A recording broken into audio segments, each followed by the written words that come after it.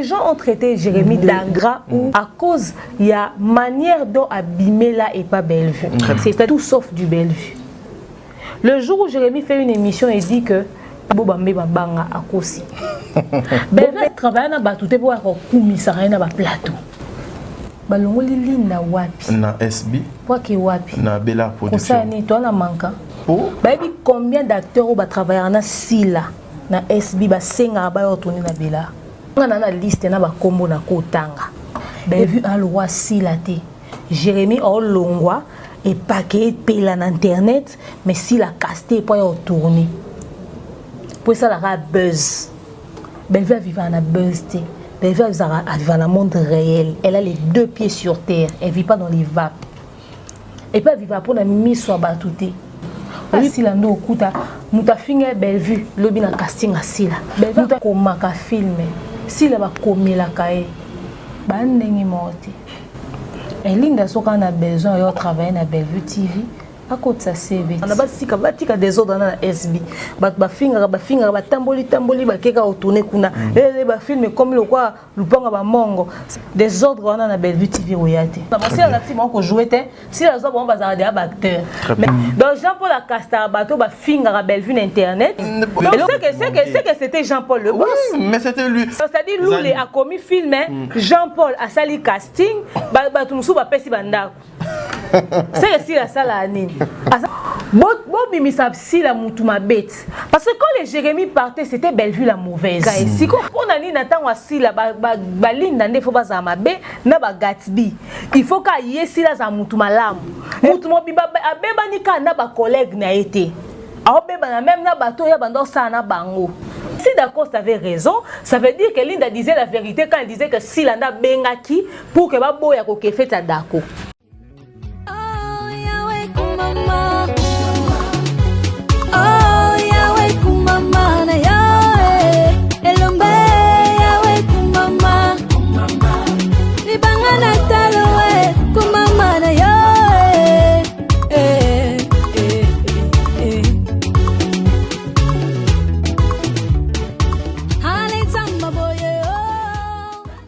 Hello tout le monde, j'espère que vous allez bien. Ce 27 juillet, on se retrouve au Stade de Martyrs pour un grand concert.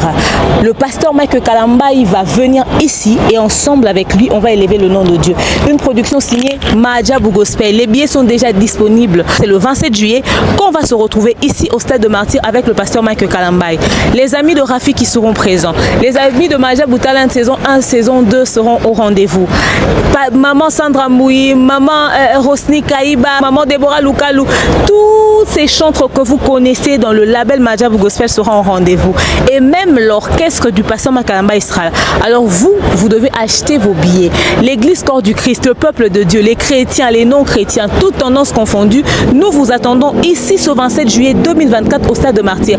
Attachez vos ceintures, on va entrer à l'intérieur. Vous allez voir, Mahajabou Gospel prévoit un truc énorme. Pasteur Nabino, ya Mike Nabino, le pasteur Mike Kalamba, il va vous livrer ce 27 juillet 2024 ici au Stade de Martyrs. Déjà la billetterie est très ouverte, ok? Sur Kinshasa. Alors j'invite le peuple de Dieu à se concentrer sur cet événement. Parce que le Saint-Esprit sera au rendez-vous. Ba église Nyonso ya ville à Kinshasa. Les pasteurs vont acheter des carnets de billets pour leurs fidèles. Des fidèles vont acheter des carnets de billets pour leur famille.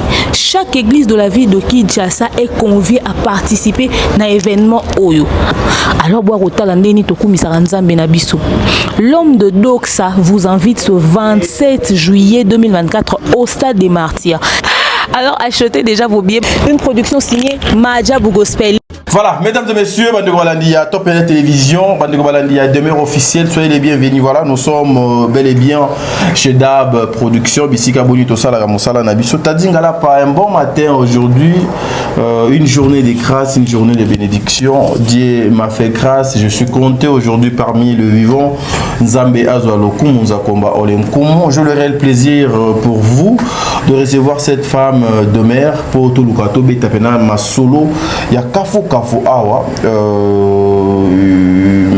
Namakambu. Oh yo, beaucoup de personnes basées comme on a les réseaux sociaux. Qu'est-ce qui se passe entre Jérémy Chabani, un artiste bourré de talent qui est en train de faire aussi la fierté? Il y a un artiste congolais actuellement avec son frère Hans Lozolo au Bisope Toyebi parmi les artistes à Minene. Et la réaction aussi de Jérémy Chabani face, il y a un journaliste et la question qui a été posée pour l'Italie de Barcelone. Et qu'est-ce qui se passe exactement? Est-ce que Barcelone, Azali a raison? Il y a pour éviter Bande Konaïe et Baké Poto. En tout cas, tout autour il y a émission autour de tout ça analyse. Et je vous informe tous que Madame Bellevue, depuis hier, Azali déjà dans Mboka Belgique, Kuna, Bisika Boni Lobby, samedi le 8. Le 8 juin, Moubange na journée moko ezali wana pour na kosunga les orphelins, pour na kosunga ba demi-nus, pour na kosunga ba personnes vulnérables oyo ezali organisé par Mama Charlie Boziona Fondation naie en collaboration na Bella Foundation et aussi je vis l'accompagnement il y a Madame Karine Pala. En tout cas, rendez-vous à lobby na Belgique wana bana membre famille Libota Congolais nyonso o nyonso za na motema kosunga bokende bo se joindre na ba maman wana et ça sera quelque chose de bien. Et pour chiter, nous avons notre film na combo ya Spiritus, un film bien, un film goût, un film qui a de grandes lignes, orientation à ma casse et ça na kata film wana. En tout cas moko ya écriture ya Belleville Kondi est disponible na Belleville Télévision. Suivant cette série, en tout cas vous serez bénis. Christian Lumia cette fois-ci il est mutaza na sima caméra. Tous les extra films et puis on se retrouve tout justement après. Merci.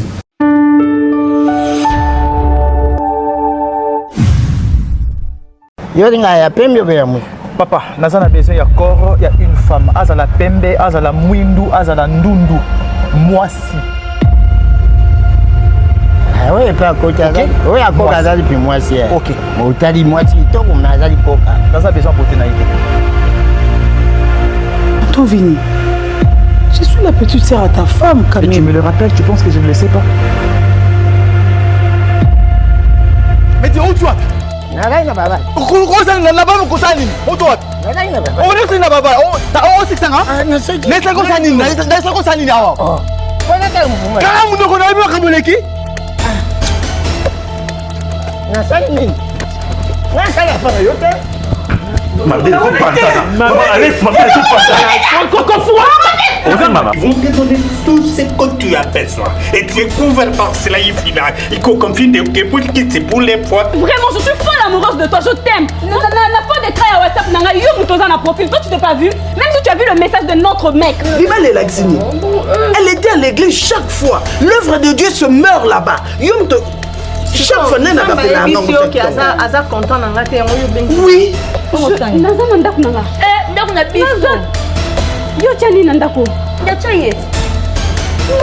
permets ça? Facebook, Messenger, ceux qui n'y ont pas au bout de la parole. Voilà, on dit quoi tata nga ti tata kufa. Après ça nga ndi butani na sola na ba lisulte. Ngana kena lukani pa ndi quoi tata. Ba na kula biso. Di buta ngone nani? Oyo sota wa kumbutu. Keba, comment matembo va finir ça yote? Autant mon identité mutu mususu. Yo ne loko yo. So ils vont la poser gloire à Goliath, et ça maintenant que ça gloire à Goliath. Boni boni to biso droit ba lokota donc ba ramasi mo bekuna ba erolela awa on est loko pesa monte bozo bilo rolia bozo on felina to ndeni. Là diplômé. Nous l'avons avec assurance. Vas-y, parle, dis je suis diplômé. Je suis diplômé. Voilà. Dans pédagogie. Ah ok. Donc on est pédagogue. Tu es dans la salle de pédagogie. Ta fortune, tes biens, ta maison. Mais attends, Vini, l'argent, c'est le racine de tous les maux. Ne change pas. L'avenir sera meilleur. Est-ce que tu ne peux pas donner ta langue au chat, même pour une fois? Écoute ça.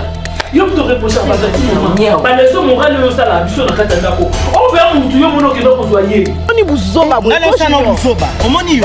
Moi je t'ai jamais dragué. S'il te plaît, baisse d'abord. Non, je ne baisserai pas ça. Tu es très impoli, je dois te redresser. Alors, Junior. Merci. Elle est coupée, mon nene, elle est lion. Utakuna la la mukeru mama. Utakuna la la muke elenio. Sia, ni kaleso itoboka elenio.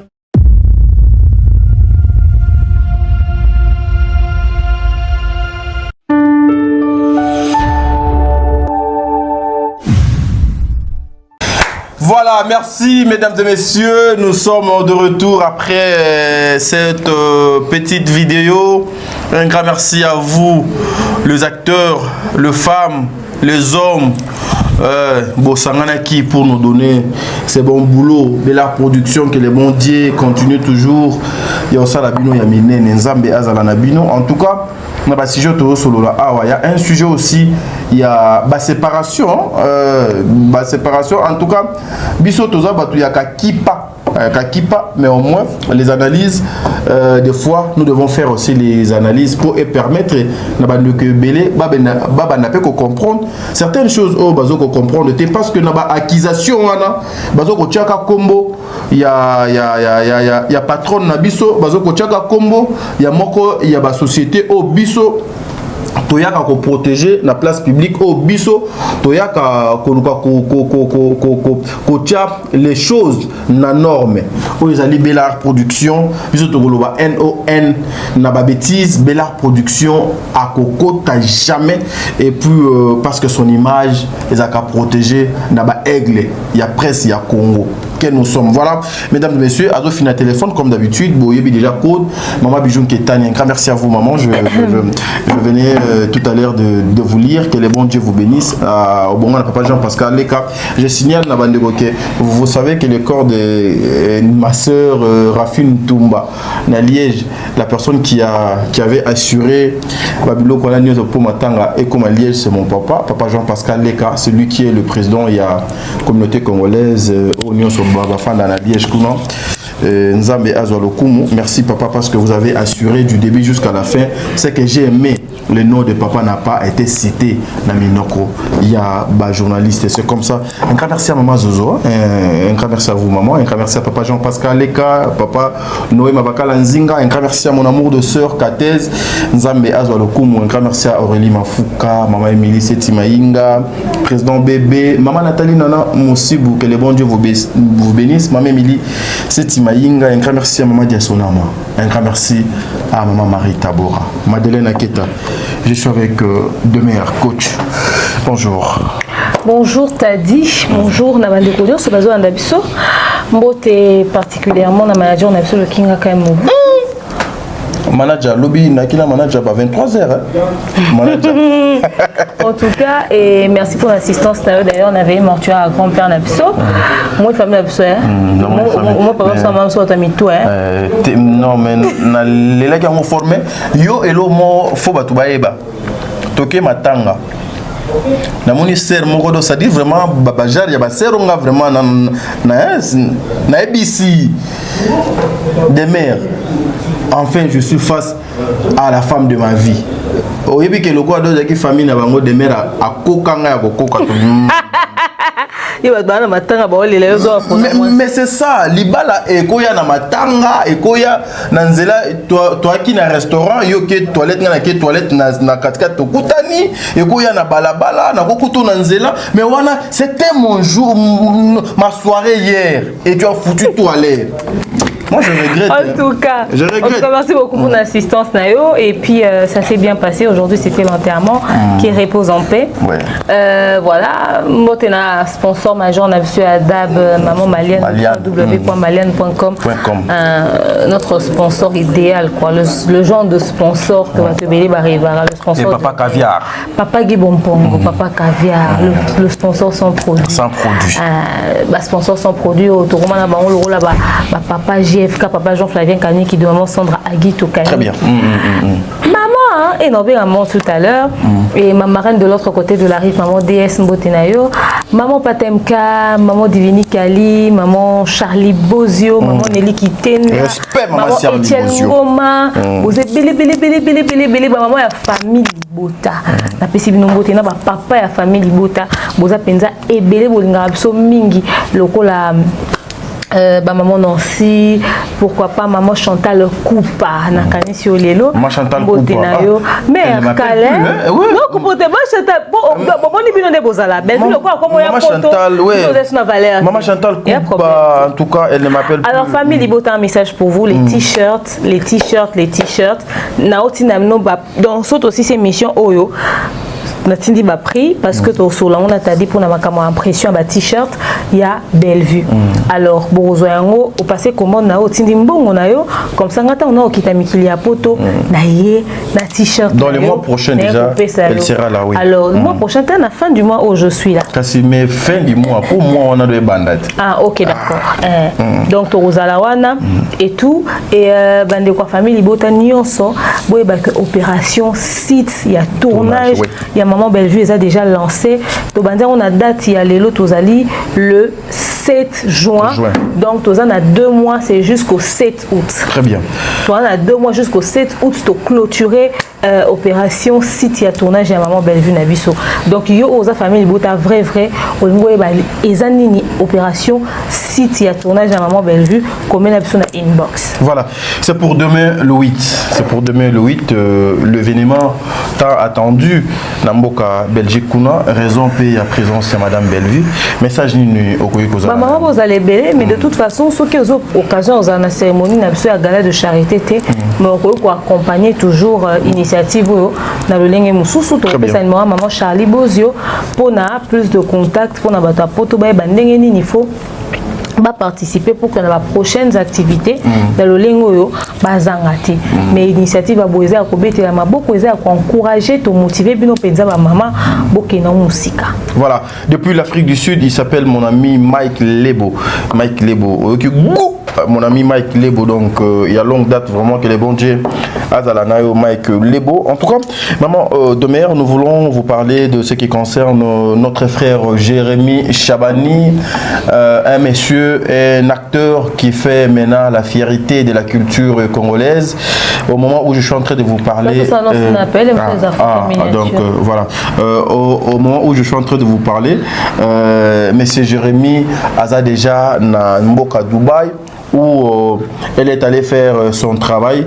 Une façon, il y a Koko qui s'abat exercice, il y a Moussala Naye. Moi personnellement, dans le lobby, félicitations, bon séjour Nayo, boulot et les Kamalam. Un commentaire sur ce qui concerne Jérémy Chabani de Konanga Demer. Alors, non, ça on a Snap pour tout de l'aé. Tout de l'ango bango, tout on a TikTok Nabiso. Tout de l'ango Jérémy Chabani. Voilà. Félicitations et bravo pour l'initiative Oyo. En réalité, Moutassa Rabagag a ça rappelé one man show. Il faut ça en déplacement et aux une équipe aux initiatives au le premier voyage et à production à l'international pour na équipe Nayo. Félicitations Jérémy Chabani, très bon boulot, force, courage et surtout qu'elle est dans le sous musika roleka. Tozo zela yango na ba acteur nyonso. Ba acteur nyonso ba sala yango ba acteur nyonso ba zala aussi actif. Ba ke ko se produit au pays libanda ndenge tozo mona Gomez azo bengela biso ba grâce luzolo azo bengela biso ba maman biso aussi pechanga tozo zela bino nyonso boko mapena batu ya obeta rapé libanda c'est-à-dire mission de service mutakei pour na ko jouer le rôle acteur ya République démocratique du Congo sur un sol étranger. Bon vent à vous, félicitations. Bokenango sou musika, merci na soulé kauka pour na koto seka na Schengen et tout. Et ça qui déjà initiative à Kitoko, c'était très bien parti. Bravo, bravo, encore bravo. Bino bato boarada ba mbongo, les musiciens yemba yo. Kaka. Ko investir penelo aboy kombono pe e vanda pour ba comédien. Oui. Bazarapé na succès. Na succès, oui. Donc voilà. Na banza vidéo oyo okota na TikTok na biba TikTok na biso alors bandeko bwa na mbongo mbongo na bino kabayemba bino boko produire pe activité to action mo ya boye accompagner ngo pe kombono pe tangami e otikala boya kala ba mbongo na bino ezala pa na biso bato sala ba mission ezala pa bato kwa ba Jérémy ba osala ba tourner na bango ba gag na bango zo okende pe kitoko lobi pe ezala que Bellevue pe mutamemi bato ba ke osala pe quelque part lobi ko za pe dinana lobi ko za pe ursi excusez, ce bon bah comment bien opportunité, les alobis au lobaté, Ndé non kende bofona qui est na presse. Ah oui. Parce que nous en a besoin de couvrir événement wana. Voilà, ba relayer suffisamment sur les réseaux sociaux. Très bien. Ndenge ba musicien ba comment mona kete non ke beta concert libanda na mimapé presse. Donc en tout cas toujours ko encourager initiative au ministère de la culture. Maman ministre de la sika. Ta les siko ko tia misu. Maman ministre de la jeunesse. Ta les siko ko tia misu. Très bien. Na ba activité ya ba jeunes au bazo ko envisager ko ma culture na biso sous musika. Très bien. Mais apparemment c'est la première fois mutumo ya ba gag mutumo ya maboke ndenge ba négliger bango ou ndenge ba banaki négliger bango lobby aujourd'hui à faire déplacer plus de 4 personnes. Bah non négliger bango té. Et Sobé faisait de l'humour. Qui c'est Tito. Fiston Saï. Fiston Saï c'est à côté là on a ndako ba kondi. Oui. Et ça qui était que ba négliger bango tout dépendait de la manière de faire. Ah ok. Manière de faire des problèmes. Ah oui. Donc beaucoup d'insanité, beaucoup d'insolence, beaucoup de ma finga. Bolingue de sika poani. Ah oui. Il y a modèle banda au sexe, biso ya modèle sexe biso souté pourquoi? Parce que il y a modèle à comment a osa bagagne, a osa babilo oni a tient moins insanité mukira kati. Moi et le mot trois bagage ezaki au mona ka baké ozwa Karine Yamado, bazu ya Minata son père, bazu na tantino à moi si au comment zaenan. Je l'aime na mususu boye. Oyo nani ex na yasaki accident na makambo concert héritier. Nani Mirma. Bazui bango, batandi bango boye, basa ba derrière a minene bazu basa basi ankela. Gag mumba basali yango wana. Allez, Batousko, quel est un gani? Nani, c'est-à-dire que ça. Quel niveau de dépravation? Il n'y avait pas un message important. Tout ça. Des fois, il n'y a pas de message apporté. On peut te dire na Jérémy. Tu as beaucoup félicitations, oui. Mais tu as dit que tu as dit que tu as dit que tu as dit ma charrue. À tout et Sili. Non. Il faudrait aussi que deux fois, tu as passé un message. Accompagné par le message. C'est comme un humour. Tu dois apprendre. Très bien. Tirer les sons. Très bien. Toyer coliper l'eau. Au fait, faire rire, mais avec intelligence et aux très important. Très bien. Parce que si on a la même chose, on va arriver à un moment donné, on va s'en lasser. Très bien. À un moment donné, et là, on sait si que mais tant que ton message, après quand on commence à rechercher, et là on y a particularité. Parce que la chaîne est ça la bagage mais particularité zanine. Tant que particularité ils allaient sauter, tant que les soins tirés aux allaient sauter, tant que l'eau ils allaient sauter, tant que message, il y a une leçon tu appelles un message. Ah oui. Aux hommes et vous allez sous-sauter et comment que les gens vont se fatiguer. Voilà. Donc banderonabiso les acquittés que bazao négliger bango. Tout dépend de ce que tu proposes. Voilà.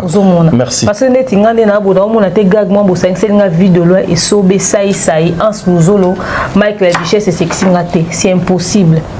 Pour ça bato ma bomande bochesika moko bosangi pede na da Jérémy bosangi siso ki nkela bosangi siso na mabidi bosangi siso et c'est ça biso kaka ozomona. Donc basé belé oyo so bosangi si bango sika moko ba pesa biso mama malonga bosangi so gesho na Pierrot ozu kalunga otie wana ozu décor alolobi siko eloko wana ozu siko Naomi lisusu au place Mimika Bongo obakisi Aïda atayo moko o mobikisi neti boye kalunga aboti mwana mobikisi Aïda décor Gesho noko Pierrot nomba si camarade noko mais boyo ka bango Naomi nate lufuankenda Naomi lufuankenda we ka confondre bango we si ozo sangisi bango bonko ko na bango Marie-Jeanne Bololé camarade nemo seka on est en famille on se zane ti famille ti ya ndenge nini bozu sikoyo bozu siko pakalowi botie mobali akalunga to bozu vidéo botie papa na bango. C'est qu'on est sous film on est sous film comme le roi c'est quoi des bombes ba ko régler sur compte na biso ba mona ba tourner ba ndoko si ça va sente ko baza maboma na maboma ça to mi tout esika moko si ko bino ba locataire bo futi na le pan a bon ato za sérieux le roi Tirbo Bah tu peux être dingizo au foot na panga. Ata babi pasteur de la foi au foot na pangwana. En fait na bondeni. Na bisio. Akoma oba demo o sondeni. Peut-être bo esko ba jusqu'on kela a mobalia Naomi. Alors Luka kutina bande on ba décor. Ba décor mais somo.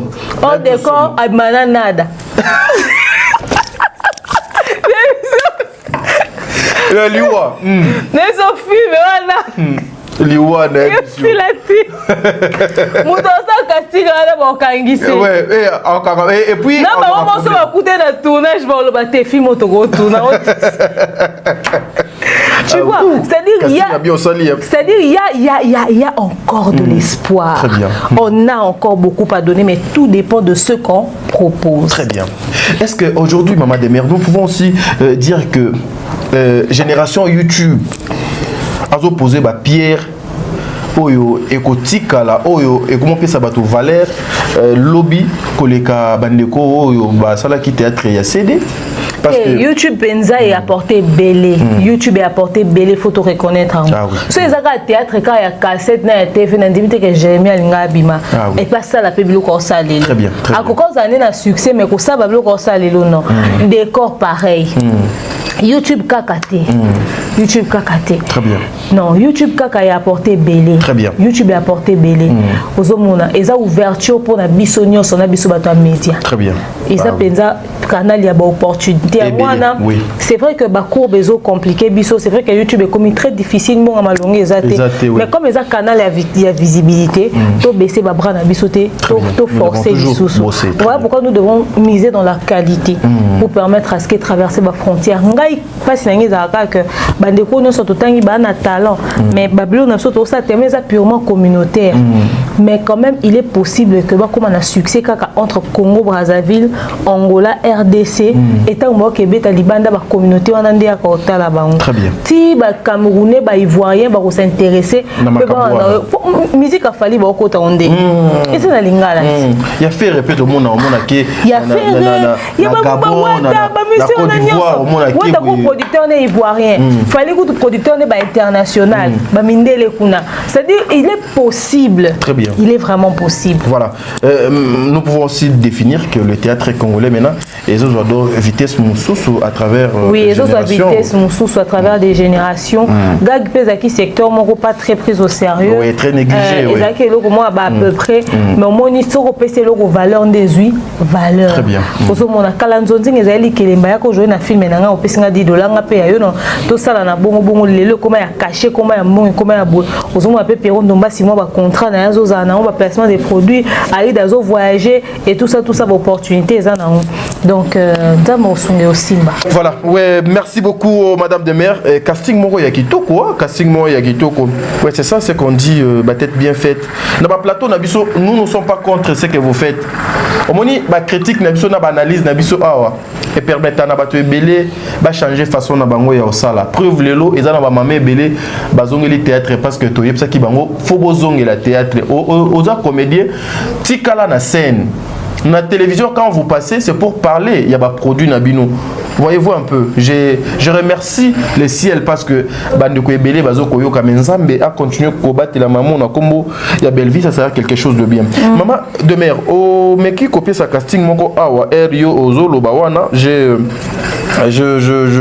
nabano la loyaux des prêts mais nakati wana nazo komona c'est comme si les anciens oyo ba salaki ba gag oyo ba humour oyo ba sala pe ba combo na bande kwa sikandeti er moko moi wele na nieza la ka moi reconnaissance na moi ingratitude des ali ndakisandeko Jérémie nous avons vu ça bisonion sur vidéo na eleki na ba etando ike oyo azongisi mabe oyo ndeko na biso Hans Lozolo à sala awa na Kinshasa une fois dans un plateau d'une télévision batuna ye Jérémie na ndeko na ngai exaucé à lobby ayebi bango.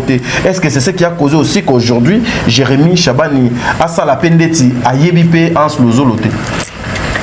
En tout cas, moi je pense que la réaction de Jérémy, je la trouve légitime. Sauf que même si je lui aurais conseillé d'avoir une attitude un peu plus mature que il y a 11. De nos jours, l'hygiène intime est une priorité. Voilà pourquoi Maliane vous propose des produits d'hygiène intime à base des plantes naturelles testés et approuvés dans les plus grands laboratoires dans le monde. Maliane vous propose des thés de fertilité pour hommes et pour femmes, du thé pour bain à vapeur after accouchement pour soulager les maux de dos, gel intime pour hommes et pour femmes, produits pour les règles douloureuses, fibrome, endométriose, polykystie, myome, resserrement du muscle du vagin, trompe bouchée et j'en passe. Vous avez également des produits qui vous aident dans tout autre type de soucis gynécologiques que vous pouvez avoir. Ceinture abdominale, vous avez les protège-slip, les bandes hygiéniques et tous ces produits sont disponibles sur notre site www.maliane.com. Passez vos commandes à travers notre numéro affiché directement à partir de notre site et vous serez livré partout dans le monde. Maliane, pour une hygiène intime parfaite. 11. Grandeur d'esprit, prendre de la hauteur au fait. Moi, je lui aurais conseillé APC Penambote, APC Penambote, bonjour Ansluzolo. Ezangai. Jérémy. Pour Nayoka Bingati. Mais malheureusement, il a choisi de régler les comptes autrement. Il y a au BTP Karako servi la même chose. C'était aussi une manière de répondre. Moi, je condamne Hans.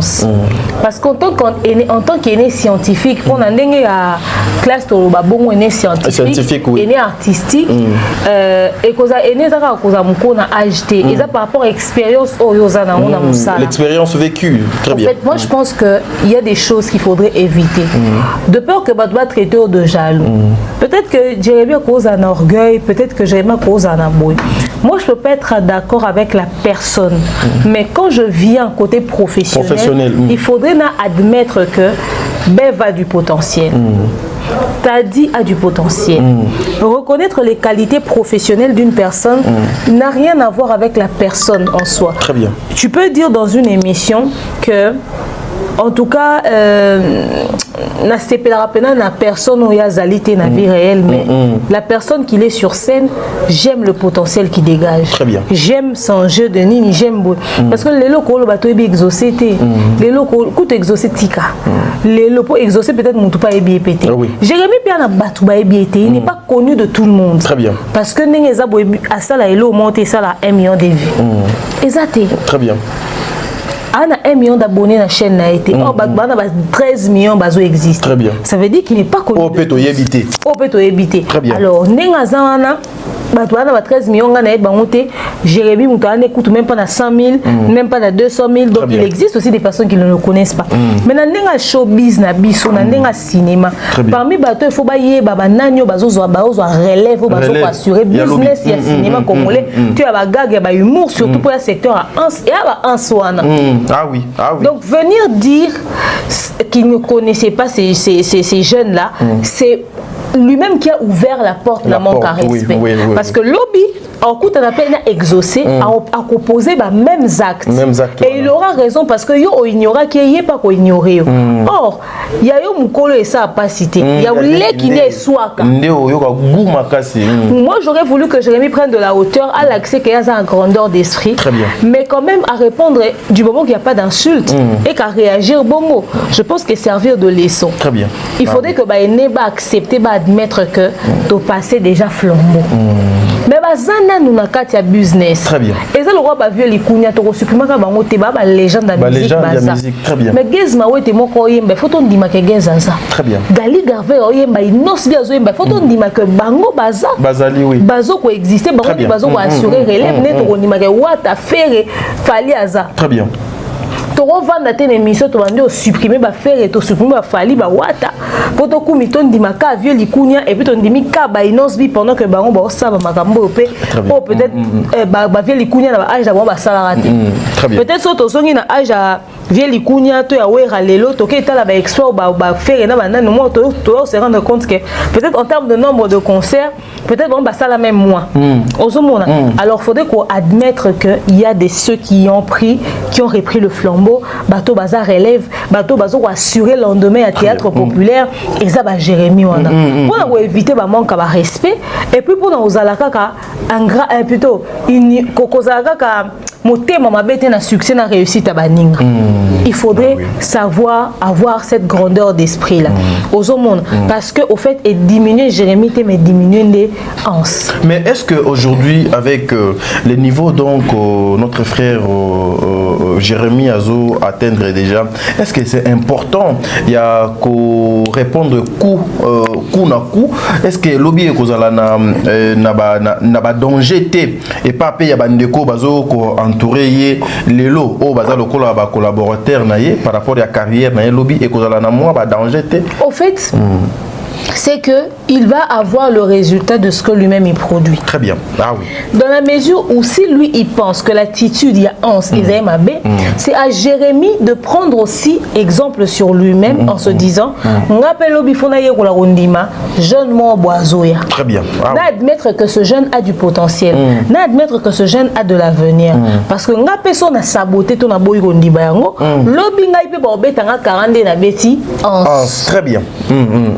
Binga pe ba vande la ngana kiti ba ko ignorer ben fort ngana sali po mutu boye abima. Très bien. Il a une équipe qui est derrière lui. Les ba ko mise ba lobele ba benge papa, daddy, etc. Comment on écoute donc tanga mazoute et comment ka daddy. Pendant que yé pétan azaka na bela production ezaka kaka maman. Très bien. Maman. De la même manière que Bellevue a se sentir dérangé ce qui est Jérémy a ignoré ba effort topé apport ya Bellevue na carrière na ami lo bapé que jou pe bango petang ba mon attitude o ya zo ko observer envers Bellevue. Très bien. Bango pe lobi ba ozwaka le même résultat ba ko pesa yango. Très bien. Soki pendenge et en sa sala qui wana est choqué yé pe fa ko ka kondima ba jeune parce que lobi pe c'est-à-dire la vie ezaka en fait, tu auras le résultat de ce que tu as sémé, en fait. Oui. Tu auras le résultat de ce que tu as sémé. Très bien. Tout le monde est en liwa ya batu. C'est-à-dire, moutulti na enterrement na liwa na oh ya zala na bomo ine ezo kolanda na sima. Très bien. Ah oui.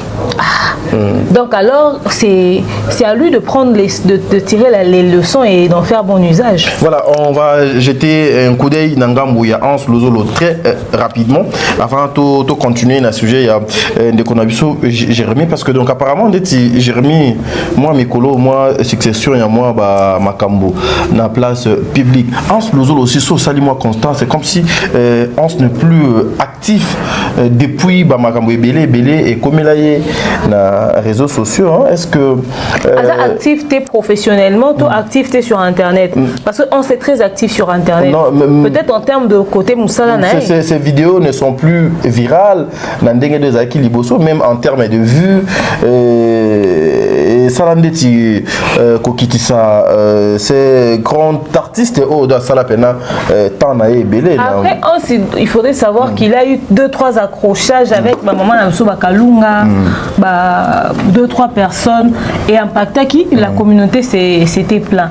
Après dans cette communauté quand tu n'es pas très actif dans un domaine tu disparais très très facilement. Très bien. Mais il y a moi 2-3 vidéos il y a Anso Eza quand même assez viral pas trop à mon goût mais assez viral sur les réseaux sociaux ou comment on viral mais ça fait plus trop de bruit. Très bien. Et puis il faut savoir que les choses évoluent et peut-être que Hans a sa vidéo moi il y a 2-3 minutes etc mais les gens avaient le temps de voir Hans vraiment sur scène dans un film et tout ça peut-être que c'est ce côté là de Hans qui manque au public. Très bien, merci mesdames et messieurs en tout cas et qu'on a quelque chose de bien Hans au bisoto yebaka suki Hans aye Kinshasa en tout cas oyoka Hans azo tourner boui Hans azo tourner kuna Hans au sala boui ça sera et qu'on a quelque chose de bien. Cette histoire au batia tout déjà que bata poto, bato kin, bato poto, moi climat non, il faudrait ça rater fort ton bakita kin wana ba mona na ba film pour maintenir bango et puis ton ok poto ba ça ka ba sketch na bango wana ndi ba ça ki ça bien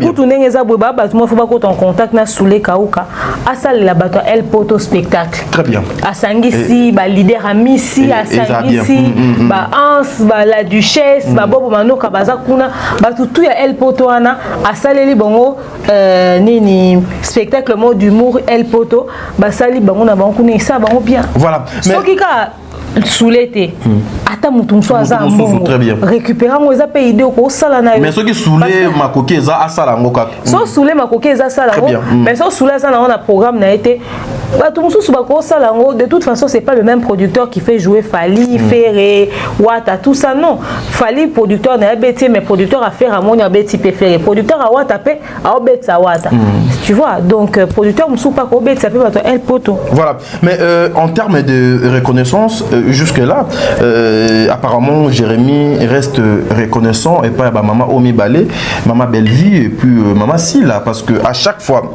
quand Jérémy a les caca alors que source il y a inspiration naé ezalaka Sila mais maman naé abimi ça y na théâtre comme on est ezalaka Bellevue quant à moi je vois qu'il y a la reconnaissance mais certaines personnes parlent que Jérémy est hypocrite selon yo na angle nini o Jérémy à cause de la hypocrite lorsque azoko reconnaître ba apport na ba participation ya ba maman na biso mi balé bazoko sala vraiment mosala kitoko na place publique. En tout cas, Jérémy, s'il est hypocrite, ça ne me surprendra pas. Parce que l'hypocrisie, ça fait partie de la nature humaine. Très bien. Ah oui. Deux fois, tu es hypocrite parce que tu ne veux pas montrer un vrai visage pour te protéger. Mais deux fois, par moment aussi, tu es hypocrite parce que tu as l'intention de nuire. Donc, que Jérémy soit hypocrite n'est rien de surprenant. Ça fait partie de la nature humaine. Très bien. Mais maintenant... hypocrite envers qui, comment, pourquoi, moi ça je ne sais pas. Si Jérémy est reconnaissant, oui, il ne peut qu'être reconnaissant, mais seulement tout en espérant que ça puisse être vrai, cette reconnaissance et cette démarche là, parce que ezana mutu mususu oyo a opesa au semblant kaza reconnaissant, or abandé ko espérer plus na oyo bandé ko pesa. Donc voilà. Et les gens ont traité Jérémy d'ingrat ou comme ça ça reconnaissant pour certaines personnes à cause il y a manière dont abîmer là et pas Bellevue. C'est-à-dire et kenelinae et créera ba dégâts et belé. Babilo non c'est salamaka.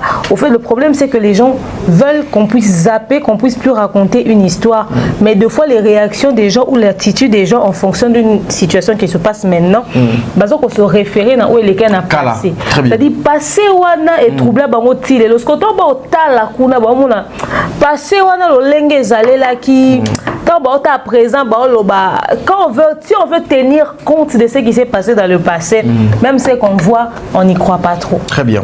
On n'y croit pas trop. Donc les gens se réfèrent à tout ça, à tous ces éléments-là. Parce qu'il faut savoir qu'il y a des choses qui sont peut-être des choses au baloba ou dans Internet, mais je connais quelqu'un qui connaît quelqu'un qui connaît quelqu'un. C'est ça. Très bien. Voilà, merci beaucoup. Mais est-ce que dans le jeu de Jérémy Chabani aujourd'hui, on peut remarquer la présence, il y a Moutou Azali Loko, la source, il y a inspiration Naiki Mamasila. Aujourd'hui, Nagé à Jérémy. D'abord, ce débat-là, je ne comprends pas le sens. Il y a débat. Batouba au silica, Jérémy a reconnaissant envers Madame Bellevue. Comment est-ce que Jérémy a connu Bellevue à maman, mais si il y a des sources d'inspiration, c'est de l'ingratitude. Jérémy n'est pas du tout inspiré par Bellevue. Je suis désolée de vous choquer. Il est tout sauf inspiré par Bellevue. Oui. Côté scénique. Jérémy, quand il parle de sources d'inspiration pour la Sila, et quand tu regardes le travail de Jérémy, tu vois du Sila Bissalo, tu vois du joli Kalunga. C'est tout sauf du Bellevue. Le jour où Jérémy fait une émission et dit que par rapport à jeu scénique, les sources d'inspiration n'est pas Bellevue, Bobambe Babanga à Kosi. Bobelele Lokuta, Bobelele Moibi à Kosi. Parce que Jérémy a tout sauf le jeu de Bellevue.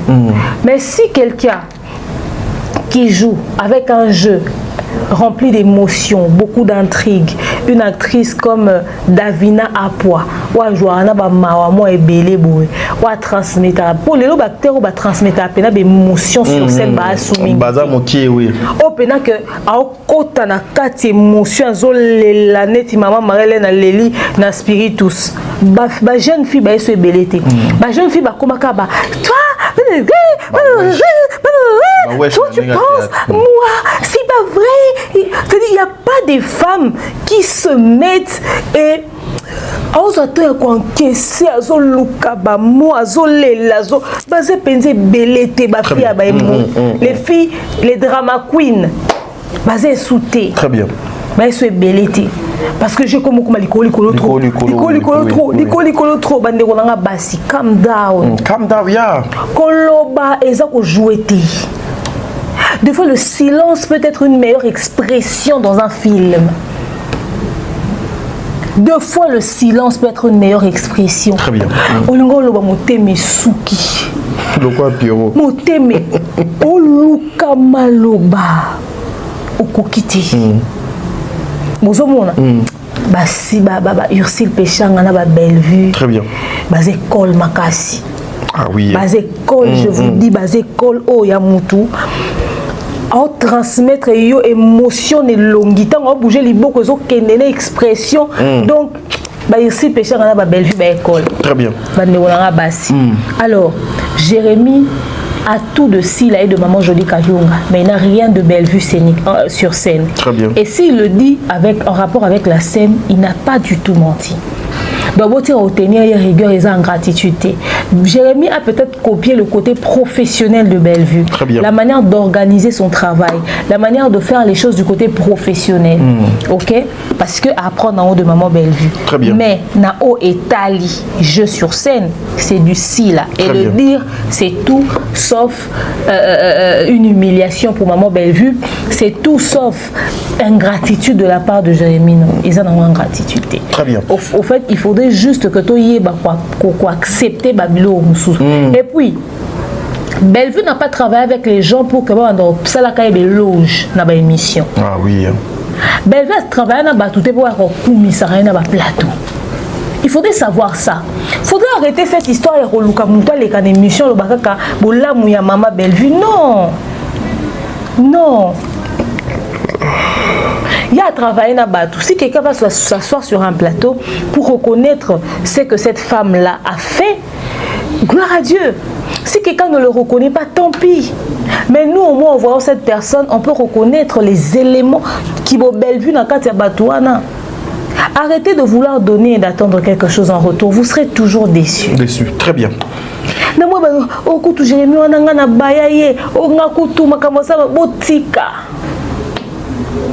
Tournez la page.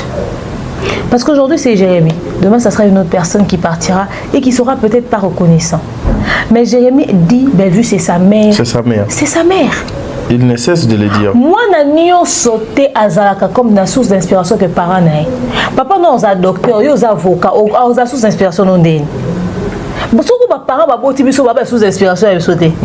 Neti nga pena maman so zara maîtresse abanda tangi c'est pour maman so lobate. Maman so boko fani banda tongo tipo quoi abanda lobate. Donc ya lobaka so ake tangi ça. Nga na lobaka je vous dis, je suis pas une personne, je suis pas perroquet, mais moi je parle oh que so ba fandi ba bingande na mwana ne bobi okosi. Yote. Et nga na sala na maman ba média, maman so stika lo arrive en hôtel. Mais grande sœur est journaliste na RTNC. Grande sœur est la communication. Yazara Kasa timide. Et moi j'ai eu tout ça d'elle, de sa grande sœur. Moi ma mère n'a jamais été ma source d'inspiration. Le dire est injurté. Le dire est injurté. Source d'inspiration de gros aga parents na oté. L'homme sous voisin moko boy, l'homme sous ministre moko boy, l'homme sous acteur ya film. Azakuto acteur ya film mais bana comme ba s'inspirer na Akila. fille ana kila wana azao jouer moi na mayele na ba lunette azo répondre na ba question. Ma question oui, je vois. Azala source d'inspiration pour la ban ebele à une certaine époque na classe. Lelo même ti lelo bana mesusu batika la kana style wana. Siko e ko ba classe bébé ko lebele ça ba jeu concours en fonction à film wana. Très bien. À motiver ban ebele. Donc arrêtez de prendre les gens au mot, prenez ce qui est important pour vous. Il a dit Bellevue c'est sa mère, un point un trait. Parce que quand Jérémy dit que Bellevue c'est sa mère, n'oubliez pas que Baronia soit aussi papa Pelomé. Très bien. Si un collègue naïe, on va travailler qui n'est pas papa Pelomé, considérer le roi mère. Ça veut dire qu'à un culture qui n'est pas très bien. Pensez plus à ça qu'à autre chose. Bon, ça va fanatique, tel ou quoi, fanatique, nous sous oyo, y a rebelle, ou comprendre ma de travers. Et puis d'ailleurs, moi je pense même que et ça peut que ba rebelle on va créer doute wana parce que bango de babanda ki likambu ya olobe omoni mams nde makambu mams nde base source d'inspiration, ils n'ont rien du tout compris. Est-ce que ba tout ba comme yoka parce que Bellevue diminuer sous Bellevue ce que j'ai mal diminuer sous Bellevue. Calm down, guys. Calm down, guys. Just focus. Just focus, Bellevue. Yeah. Come on. Yeah. Voilà. Merci, mesdames et messieurs, pour comme on a troisième partie à émission d'habitude. Mais maman demeure caca sur Jérémy. Jérémy Lilo, maintenant, tu as au moins temps. Direction commerciale et solo là, Jérémy. Tu as eu autant, c'est pas donné à tout le monde parce que plateau d'habitude, te belé, je vu un monsieur qui une fois mais t'as dit comment faire pour na plateau na bino bolo belanga épée parce que tout le belanga biso pena batunyo sauter. Donc plutôt le bela batus oyo ce qui makambo yo le bela surieza. Gloire à Dieu que aujourd'hui nous avons un monsieur qui s'appelle Jérémy. Quand même Jérémy wana dernière sortie médiatique naie poison à Kinshasa. Azoko se plaindre na attitude et comportement ya ndekonaye oyo PA wa babazala kinaye na Kisasa na kombo ya Naomi Barcelone ti bake bazongi ni appel ni bomonani et salemité ayoki pasi ya kokene poto mais moko ya ye banyoko mapea na Kisasa ensemble batika lokutana te. Je comprends sa peine et sa douleur, mais une question sincère, Jérémy Kende poto pour Naomi? Non. Continue Mbongo na facilité et combiner l'Isanoé grâce à TapTapSend. Et oui, ma communauté, vous êtes en Europe, au Canada, aux États-Unis et vous souhaiterez envoyer de l'argent vers la République démocratique du Congo ou le Congo-Brazzaville, c'est très simple. Téléchargez l'application TapTapSend, demandez le numéro de téléphone de la personne à qui vous voulez envoyer de l'argent et rassurez-vous que cette personne a Orange Money, M-Pesa, Airtel Money ou MTN Money. Prenez l'identité de la personne qui est enregistrée, notez-le correctement et surtout, mettez le numéro de compte associé à votre carte. Mettez par la suite le montant que vous souhaiterez transférer à cette personne. Retenez ceci, dans un système, il y a code promo. Ce qui est code promo demeure, DEMEURE.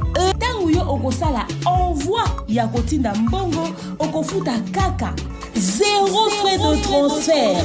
Ndekona akoyamba Mbongo en toute quiétude à partir ya téléphone naé et cette personne pourra se diriger dans n'importe quel shop au coin de son avenue sans avoir besoin d'un code. Juste aller et retirer rapide, fiable, sécurisé et très simple. Tout cela grâce à TapTapSend. Avec TapTapSend, pas de problème de connexion, pas de retard. Une fois au Tindi et commis, tu tapes et tu sends. Code promo demeure. Recommandez-le à tous vos proches. TapTapSend. Ah, l'équipe en haut tout quoi. Naomi, non. Akende pour na maomni mususu. Mais souci. Auto eza ba réalité na webi. Bolingo a famille. Oui, mais attends, webi ngai nakutana na mutu kana media oyo kana bureau na biswa mutu ana yawa to vandine une fois to tourner mission to sekia muni un peu de to vivaka. Webi mutu ana vandi sanga bi demeure naza surprise ya ko constater climat au beau travail nango. Et c'est comment abi biso to ka sango ke yo yondo koma ko pesa ba injonction na daba yo comment ko diriger ba Nadab. J'ai dit c'est normal, naza administrateur. Nde balobaka ke yo comment ko diriger, comment ko konza, comment on peut ça ben injonction, kutu ndenge za boye yo demeure donc au tira batu mal à l'aise et puis ba c'est biso que bino a boza ba warrior boa ba to fali bino a mutazana doit au sa vie avec contraire sur le musicien mo boité et puis bino so bo vendre avant bo tourner bo vendre la akaba musicien ba et puis na vendre na hôtel wa kizengi. Qu'est-ce que tu as constaté, Bino? J'ai constaté que bozo ça allait ba programme, bozo planifier, bozo départager, ba tout ba tourner, kuna ba msu ba tourner, bo planifier des missions et puis bolo ba na no mamba ba tout nyonso et puis na tika le monde na te bo vanda bo banda otonga musicien mambo. Banda na bandio ya na tika le monde na moti. To banda sa réunion vidéo télé réalité on ya comment est-ce qu'on travaille ici chez Dab et Obima Kalamingi te to banda tourner. Alors les journalistes se plaignaient en disant que toi on a pas problème d'inviter Moussouba Lingoria parce que bazomo na ka Dab ndenge tozala na musika etc. C'est-à-dire je te dis tout ça pourquoi je te parle des préjugés que l'on peut se faire sur une personne qui oui. peuvent être ressembler à une réalité. Réalité, oui. Moi, je ne sais pas, mais je pense qu'il y a une bonne raison. So bazaki na climat bien batikalo on a problème taboui, elle a ses raisons. Parce que tant on va prendre ba princesse illustar ba kena kuna ba mamboleka belé ti ba la princesse tout ça. Et ba ko ça les remarques yo komi poto zinda kuna on ba mona ba tu ko yamba ba tunda ko pe mukie ba komi ko finga nda kuni. Bo akoka ko yamba bango pe na McDo. Rien ne l'oblige à yamba ba na restaurant. Ba to na baza bato yo tango ça qui nous caster film et boy ba on mande ko jouer na chaîne non pas film étalama. Limite tu cherches à les rencontrer, mais elle peut avoir aussi une bonne raison. Namone qui est dernièrement Azak ça la vidéo et la publicité a fait à TikTok Benita Ekala. À ça au restaurant nakin, à ça les vidéos pour na loba maramba restaurant Benita zo fonga. So PC fonga mina habité. Mais elle avait l'air d'être en forme et en bonne santé, tu vois. Je ne peux pas comprendre le pourquoi le au monde a baroté. Luna Miezi, je comprends, elle vient d'accoucher. Salutations à elle. Ba meta pinga bon, je ne sais pas si on va écouter une pena ba meta pinga. Mais nous avons dit que poto ezambo kaya kayu.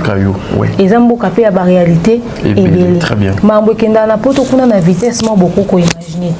Yoko oza à Paris, mais là musu mutona za kata Paris te.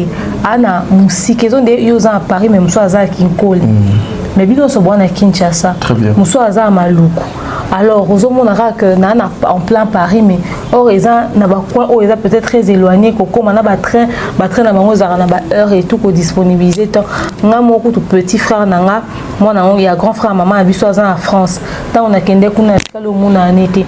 Est-ce que clairement, je ne sais pas te voir avec mon emploi du temps des cours et du travail, je ne sais pas te voir. Peut-être cette fois-ci, ndenge na rokende, peut-être na ko mona. Donc les réalités sont multiples. On a préféré prêter attention. Mais le fait de le dire dans les médias, j'ai pas compris pourquoi. Peut-être Razan a besoin de faire passer message à Naomi Barcelone ou n'habiter. Et ça pour un regard sur les Kamwango, il pouvait même éviter d'évoquer ça dans une émission. Pour ne pas que ça fasse juste qui question ya maman Belleville voilà Nenga qui question maman Belleville pour éviter le Naomi Barcelone parce qu'après si vous n'avez pas des problèmes à la base et que c'est pas fait voir, pourquoi ne pas s'inquiéter par contre pour nous bah soit moni bisoté là soit un problème té. Très bien. Tu vois, donc en réalité cause à multiples. Moi je condamne Naomi, même s'il y avait une situation qu'elle traversait, elle aurait pu entrer en contact, mais c'est vrai ça par téléphone. Oui, oui, nous t'as aussi beaucoup de musique. Bange basenge sika ola latin, batambole na soule. Mais ne serait-ce que comme ah bande kondenge nini position ni boza loger sika nini na yata komona bino. Mais biso t'a dit poto eza na réalité moko. Impossible. Pour muto yata komona yo. Muto yata kotala yo. Très bien. To muto ndima to koma liboso porte anda kuni. T'a dit tika. To va na Kinshasa opesa adresse anda kuno na oya. Très bien. Voilà, la dernière partie de cette émission, mesdames et messieurs. En tout cas, cette question, botenir nga regardez parce que azo mérité na tuna yango pour azali responsable et la communication, il y a maison Bella Production. Nous avons vu tozo koyoka banungu nungu ba rumeur ezali ebele na place publique awa pona o etali départ ya bandeko na biso ba travailler kana maman Sila ndeko mosusu na kombo ya Linda bien que na yebi vraiment bien te ba rumeur ezo koloba ete bolongwe kolongwa na ye pembeni ya mère parce que Bella Production va corrompre ye va pesi mbongo pour baluka moyen ba longola ye wana pour ba récupérer ye lobby. Vous pouvez vous expliquer comment parce que Rosalie est responsable et il y a communication, il y a maison Bella Production sur cette affaire. Vous allez comprendre question bien te balongoli Linda wapi na SB. Quoi que wapi Bella Production. Non comprendre que ça sa question a dit. Balongoli Linda wapi na SB. Quoi que wapi na Bella Production. Ça ni toi la manka. Mabena yo ne mangala. Mabena yo c'est ça. Au fait na yoka qui non, j'ai l'impression que non qui bien te. Non mais c'est ça que les gens racontent en gros live et zo salema. Bolongoli si pour baby combien d'acteurs au travailler na Sila na SB ba senga ba retourner na Bella. Baby combien d'acteurs il y a SB ba rêver retourner na Bella pe ba senga yango. Pour nga na liste na ba kombo na kotanga. Te kotanga kombote pour na respect considération babate la cop na bango. Ba sengaka ba retourner na Bella et banda kala climat ezaka déjà bien te na SB banda kala ba koma ko senga ya osenga ba retourner na Bella ba 100% SB pour l'information ba nyonso ba bango lelo ba 100% SB ba enfant maison ba zo senga ba ya ko tourner na Bella et puis pour ni bayate bayate parce que ben vu un roi Silaté Jérémy Olongwa et paquet pela na internet mais si la casté pour y tourner pour ça la buzz ben vu vivre en buzz té ben vu vivre dans le monde réel elle a les deux pieds sur terre elle vit pas dans les vapes et pas vivre pour la mise sur batouté mais oui pour aller en joie bangoté parce que ana ba produit belé ana nzala ya acteur abaton souté. L'une est une très bonne actrice. Ceux qui pas jouer pe na Bellevue TV, on paie ça peut émotion bien. Mais Bellevue en vie à cause ana banzungu abatuté. Vous comprenez? Mais banzungu abatongo bakomaka banzungu abatu na ndenge nini? Ndé bazwa michou ko uté pas dina na baziambie kuna. Maman de mère, pardon, on a tout continuer. Banzungu abatu ango et komaka banzungu abatu ndengenin parce que s'il faut regarder l'histoire de cette fille au nom de Linda bien qu'elle n'aille bien je venais d'apprendre que c'est pas chez SB qu'elle a commencé le théâtre. SB aya kokutaye na maison où déjà elle travaillait na ndeko ceux qui bokeseni et tout ndé akuta kaka na ali roi. Mais ça problème té bactère rebelle ba travailler ne ba ya été. Mais pourquoi ça va combien d'acteurs il y a yemo kwa bimisi? À part nièce nae. So ba nièce ne so moi 2-3 filles ana combien de bano yemo bimisi? Peut-être dans Nzonding abimisi ba Gatsby na ba Linda na ndenga nzo mais même Linda bando ma ko jouer dans bokesi. Peut-être dans Nzonding mais la majorité il y a des acteurs qui ont coûté peut-être soit un acteur qui ont même sur 2-3 tu vois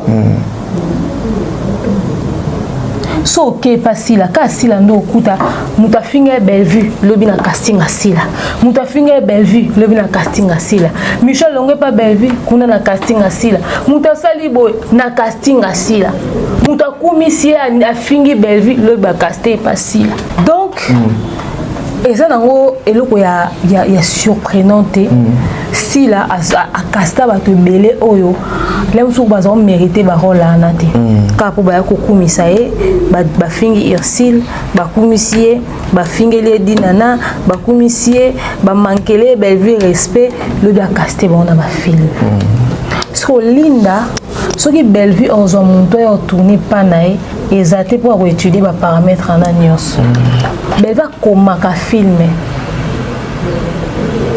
si la bakomelaka ye Bellevue ntango okoma a réalisatrice metteur en scène aosa casting ota la personnage à chaque acteur ota profil à chaque acteur nani a digne na personnage aussi la basalelaki yango bandenge moko te elinda soki ana besoin yo travailler na Bellevue TV akotisa CV ti. Mais à côté de ça, ici les gens racontent que Binonde bolongoli ici. Nani bolongoli c'est pour y jouer koleka siana. A jouer koleka nani na Bellevue TV ba jeune fille so ba jouer mikolo na Bellevue TV ba mona ba honte o loba français koleka nani o geti. Kenny aussi c'est bon ma retardement. Azo explosé déjà. Retardement musika poani. A jouer koleka neti nani. Azani ka actrice ou ka actrice nyos. Azani ka actrice ou ka actrice nyos ana qualité na e, ana profil na e oyo et intéressant ça. Il doit jouer partout bon pas Kevin Sidney, on jouer dans la film belé, on kota ba miniature. C'est une bonne actrice. Mais excellence n'est pas ça. C'est que pas ça que soit pas que pas dina. Mais le quoi la Micho qui n'est pas si là, il y a qui pas dina. Mais terminus terminal qui t'a la Bellevue télévision pour notre information. Bellevue télévision ils ont arrêt à mon sur tout yo kiti. Bellevue télévision ils ont pour ma famille te ata bokenda so ndeno ba noko ba tata mo ba chitela ka wana ba sika batika des ordres na SB ba finga ba tamboli ba keka autourner kuna les ba film comme le quoi lupanga ba mongo c'est des films histoire tous comprendre te ezaka to bendani to kei ba histoire zo vandaka les sous-souté parce que acteur azo se concentrer quand na make up na bilamba te tika biso pardon to planer on a émotion. Film le roi spiritus. Des ordres on a na Bellevue TV oyate. Très bien. Je suis désolé de choquer les gens, mais ce désordre là chez nous, ça ne viendra pas. Mais au moment que si Linda veut travailler avec Maman Bellevue pour être de Bella Production, elle ramène son CV, elle sera engagée. Si et seulement si ce profil là nous en avons besoin maintenant. Mais si c'est pour travailler comme actrice indépendante, sa collaboration est bienvenue. Si Maman Bellevue a une image de Linda na mutune au castaka un jour, pourquoi pas? Aza actrice. Mais bati rolette ça bu salito e banda ko leka kuna. Toi na temps ko longoli sara batu bisika te. Toi na temps ko pio chaka batu te. Biso to enviara to eleka na banzungu ya batu. Très bien. Biso se contenta toi na o toi na. Très bien. Nga kunde na bona joie. Mais ba kastanga souvent te. Donc ça veut dire que ça pena rôle mami ya tia mutu ba kata na français ba bosango ba belé. So ba moni Kenya au simbate, ba moni Geti au simbate, c'est nga naza. Donc ba obima penza kuna nyonso ba yo lokotanga. So bali muta olela naza so bali muta mbutu baza donc ngamo na ko incarner personnage ya Kisila ya ki Mama Kalunga ya ki Bellevue yango ya ki Silpe Shanga ya ki Dina na ngamo ko na ko sa nyonso na lati yango nyonso to ke na ngo bongo so ko empêcher biso to banda ko zwara batu po ça makele na réseaux sociaux biso to existant na buzz te surtout to ça la ba film o édifiera papa mona maman mo ba responsable ba na ndako bo tala. Tout ça a une vraie histoire. Donc comme un film était pour toi acteur ou un tali sa film. Ou un lobby sa mukili. Moi ben comme un film pour un acteur ou pour incarner un personnage ou là ta rôle na bango au point où va transmettre émotion au public et zéla. Très bien. Ah oui. C'est bien réfléchi. Ça le travail que Bellevue fait. Biso vivant na buzz te mutu ma fingi après le bito casté na film ata za profil ya rôle wana te toi on a ta amateurisme on a na Bella yoyate donc si Linda faut travailler na Maman Bellevue akoyaka ko travailler parce que ko tourner ti Gatsby za na famille botat ndena yo kaka Gatsby za na famille botat après bon na habité ayala le roi fan toi linganga pas comme acteur marqué à une place kuna et pas Maman Sila problème exact. a joué à Yebani P, a joué succès na épée, a salé ou pas salé. Il paraît Lelo P, elle se retrouve là-bas là. Lelo est pas Kenda. Yo, ba le bon makasit. Poni bon ngaba bimsa ba onde ba na mabe ba bengra ba c'est maman Sila, ba un grand vers maman Sila, ba un grand vers maman Sila. Après on sait que Sila sali pour la bon Sila l'axi bon ko jouer té. Sila zo bon bazar des acteurs. Tout le monde a vérité. Balinda bazo espace ya jouer na SB ba rôle normal. Balinda ba banda kwa babana kuna. Balinda na ba Gatsby ba jouaka bana, wana charge ya ba film et ezo pema na mapeka ya Dinana. Ezo pema na mapeka ya Sifa Lokwa. Ezo pema na mapeka na ya Sarah Masiala. Bato bazala na ba rôle phare kuna bango. Balinda bazalaka bana Gatsby bazalaka bana. Ti malembe bakoma créer ko fofu bango bazo espace ka tango Dinana na Sila babeba ni Sifa Lokwa bela kotindako Dinana Sarah Masiala babeba ni na Sila babenda ni bakei banda kuna ba pe moya ozango eze souté nde bakoma matsa mo écriture bakoma pesa balinda espace yo kasi soki ka ba Sila zaki en bon terme na Bellevue Sarah Masiala, Dinana, Sifa Lokwa pas à kaka. Benge bazo espace lelo te. Benge bazo na bomba rôle mengeza lelo te. Benge za kalikolo na bangolela, moi baboy. Davina a poza ko zo kutu moi ba rôle un peu plus influent que Balinda na SB. Ba yo pesa bango esika, mais si la laxi bango ko jouer te ba ya dia baza ba acteur. Mutu ba meki obongisa moi mukie. Même si Zobongaka a bien à jeter, Michou kutu ko jouer kuta comme azo jouer na eza ba fort à Dinana. Michou na ndenga bandele pa Dinana pour na biso total ba tableau na liboso. Na eta wana Sila lingazo eta linga kokata ngaka mutu passe. Oka pa musisa mutu ekembia wapo elekate actrice au transmettre émotion te. Michou aussi ba rôle na théâtre ka po la ta soin cha maquillage belé. Yé pena Michou, papa lomba opé sa casting à caster. Basila on a mis on a Bellevue ba yosil ba joua ba yebi. Michou c'est profil dans un rôle te. Na simba au fan na tatami peu importe beauté na o mutane no nyoso za tatami. Ti mukolo oye ba jouer. Po ba to e ba jouer ku ba belé ba zo rôle te yo ba zo ka po apembe. Même à telle école le président Caleb. Na Sinac tango zara Sinac ozo rôle.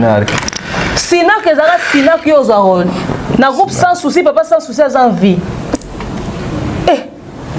On a bien rôle les akinde mutuyat. Rôle les arabes penande mutuya. Ba on faut pas pesa ba Sarah Masiala ba Dinana merci pour ba tira que espace pour bomba zo ba rôle. Mais nga na okamwa lo ba benga ba benga. Basali bino boyebi obana ba gérer te. Boyebi bon ba vivre te. Mais mon gars Sila za ma Maria Mosantu mbala 7 fois. Mais vous vous trompez, détrompez-vous. S'il a beaucoup de faiblesses et beaucoup d'erreurs au sol, ba tcheli bino na tatami beaucoup ka digérer ngote. Mais malheureusement et comme à lokola Sila Mosantu la 3 fois sainte Sila, la sainte vierge Sila Mosantu, lelo komi baba na mabe kutu Linda atikala kolinga Sila te banda kala mutu alinga Sila ya solo Michou. Ah bon? Kutu comment préférer Michou par rapport à Linda bino boto finga Michou kaka Michou pena ba ko jouer te Michou lati bo ndenge nini nga pena na za ba cook mais Michou penza Linda e ba ko jouer Michou ko moi malam. Et comme que Linda Tikala Olinga Sila te, le popesi d'Acosta a raison, que d'Acosta a raison, tant qu'on a oloba, etc. Balinda na bagati, qui pour l'enterrer, bazaki pour oui, qui pour l'enterrer, Moussa n'a pas sali na souko a fouti bombo. Oui, qui pour l'enterrer, le comme que Jean-Paul n'a bandé ko pime la batu barol, pour y mouta bandé ko sa casting. Donc Jean-Paul a casté à bateau, ba finga à Bellevue internet. Et là, c'est que Jean-Paul a Moussel Nzambete. Non, mais ce qui veut dire que le vrai patron, c'était lui. C'était lui. Le vrai... Parce que comment est-ce qu'il y a imposé casting? Est-ce que vous passez dans l'analyse? Est-ce que vous avez a récupéré chaîne Azaki collaboratrice, une négociation, peut-être basée na timing après autant de périodes on a récupéré chaîne. Bana Poto, ceci est pour vous. Souhaiteriez-vous passer des vacances à Kinshasa? Êtes-vous désireux de séjourner dans un environnement exceptionnel, réunissant un confort incroyable et respectueux des normes sanitaires? Voici pour vous les appartements IESD. Situés dans la commune de Lemba, quartier Salongo, sur route Bypass au numéro 18 837, près de la station Fina, vous trouverez des appartements de qualité avec des chambres classe, une cuisine américaine équipée, un salon accueillant, sans oublier de l'air conditionné. Tout cela, tenez-vous bien, à un prix défiant toute concurrence. Pour toute location, un pourcentage sera versé à une œuvre caritative. Vous pourrez ainsi aider une personne dans le besoin. Contactez-nous au 0032 48 58 37 003.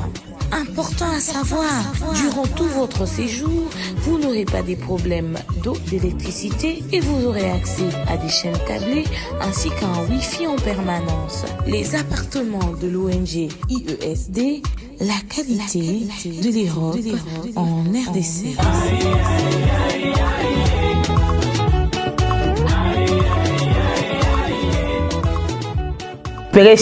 Parce que nous allons comprendre que Bella Production, Moutou casting. Et puis Jean-Paul a casting, il y a Fingi Bellevue, manqué Bellevue, respect, il y a casté, on a filmé, si la pandémie va jouer. Et Jean-Paul a moni Jérémy, Makamoye, Yinda Kuna Bellevue, a casté Jérémy.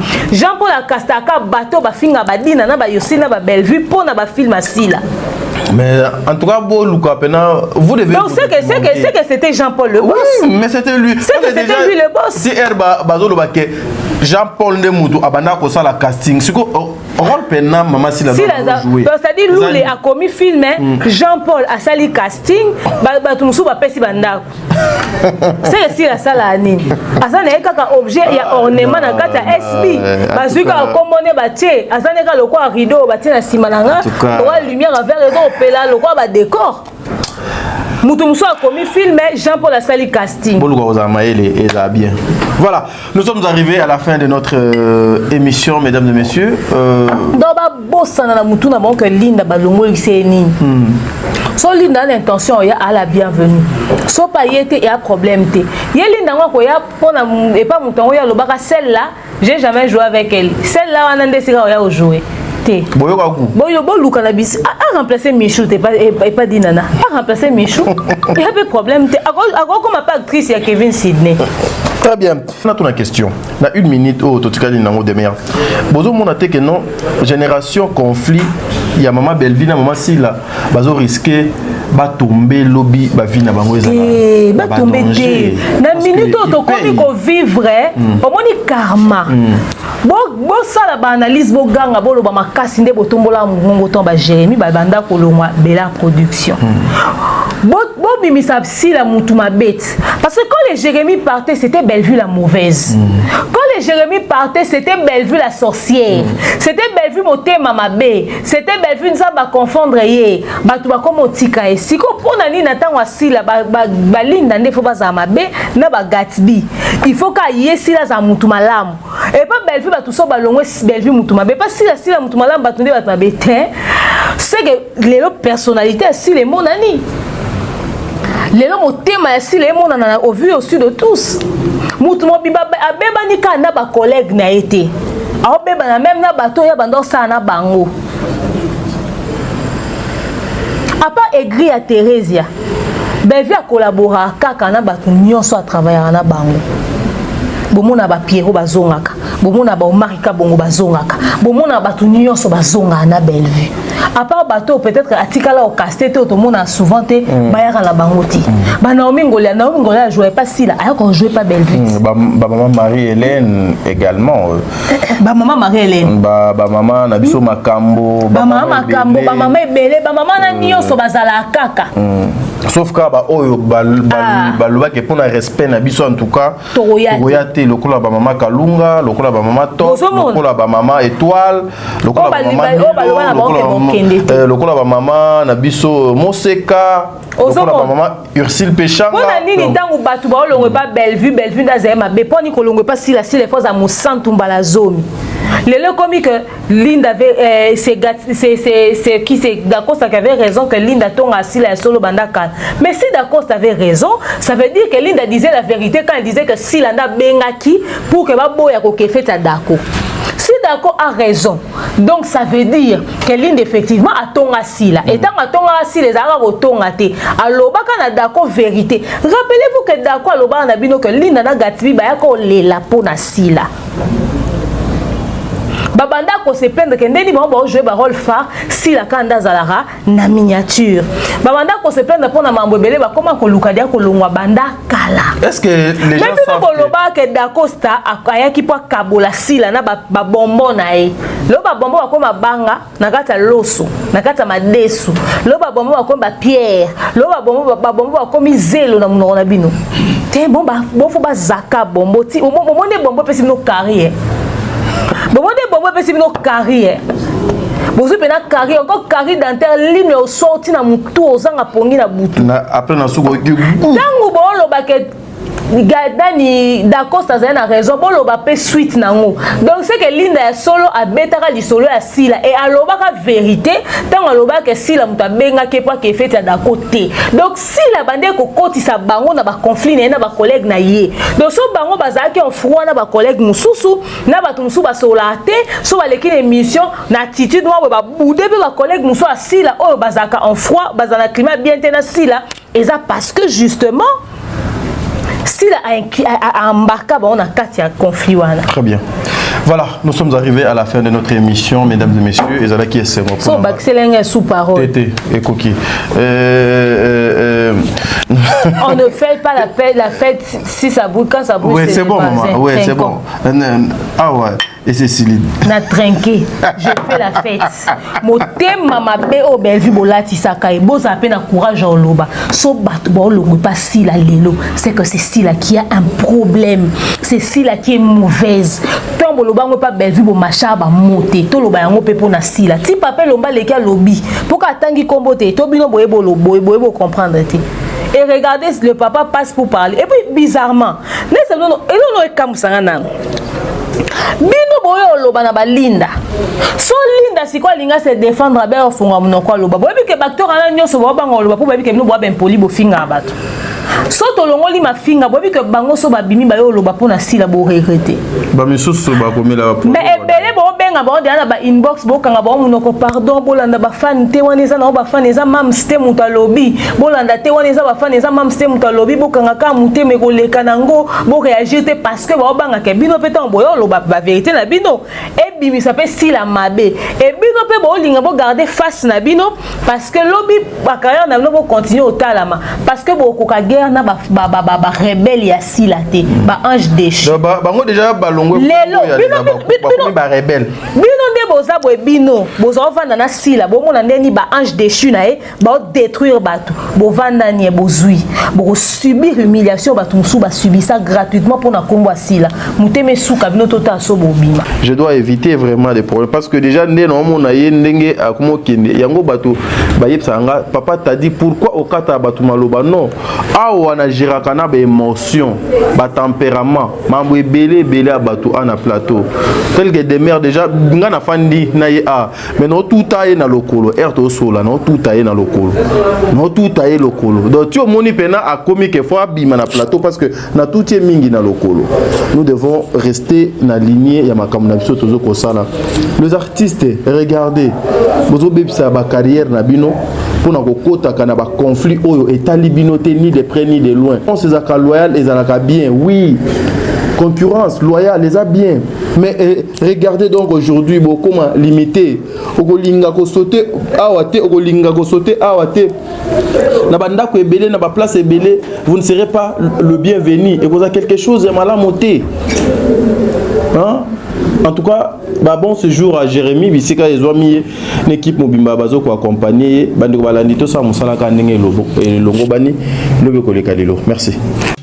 Du nouveau à Kinshasa pour vos cérémonies, les mariages, les concerts, les anniversaires, les funérailles. La solution, c'est l'agence Rissa World Service. Nous vous proposons des hôtesses, des protocoles, un accueil incroyable pour vos différents événements. Également, vous aurez droit à des gadgets qui vous aident à accompagner ces grands événements, tels que des appareils photo, des caméras, des talkie-walkie. Vous avez également la possibilité d'avoir la photo booth 360. Nous vous offrons aussi un service de livraison de cadeaux surprises à domicile. Et nous faisons également la location du tapis rouge. Également, la possibilité de faire une livraison agroalimentaire. Et cela à un prix défiant toute concurrence. Pour nous avoir, c'est simple. Contactez-nous sur Kinshasa au plus 243 993 639 561. Aux États-Unis, c'est sur le plus 1 470 358 16 29. Notre email, c'est le contact@rissaworldservice.com. En bonus, chez Rissa World Service, vous avez la possibilité de choisir les tenues qui vous conviendront le mieux pour ce service d'accueil qui vous accompagnera tout au long de votre événement. Pour un événement de rêve, contactez Rissa World Service.